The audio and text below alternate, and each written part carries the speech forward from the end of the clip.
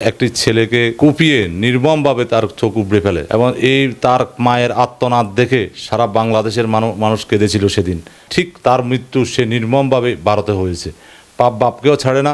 এই সরকার কিছু করুক আর না করুক, ভবিষ্যতে তারা রেহাই পাবে না। আমরা যারা রাজনীতি করি, আমরা আজকে বিগত প্রায় 15-16 বছর আমরা ক্ষমতার বাইরে।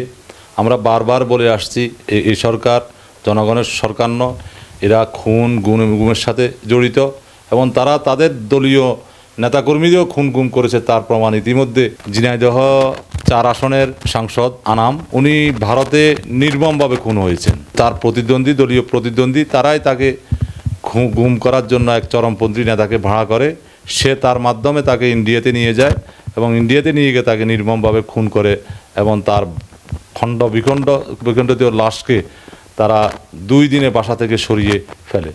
পরবর্তীতে ইন্ডিয়ান সরকারের মাধ্যমে তার খুনের রহস্য উদ্ঘাটিত হয় এবং বাংলাদেশ সরকারের স্বরাষ্ট্রমন্ত্রীও বলেছেন দেশীয় সন্ত্রাসীদের কর্মকাণ্ডের মাধ্যমে খুন হয়েছে।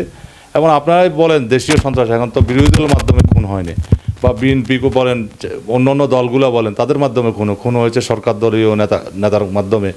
তো আজকে আমরা যার সম্পর্কে যে প্রতিচ্ছবি, সে একটি ছেলেকে কুপিয়ে নির্মমভাবে তার চোখ উপড়ে ফেলে এবং এই তার মায়ের আর্তনাদ দেখে সারা বাংলাদেশের মানুষ কেঁদেছিল সেদিন, চোখ উপড়ে ফেলেছিল। ঠিক তার মৃত্যু সে নির্মমভাবে ভারতে হয়েছে।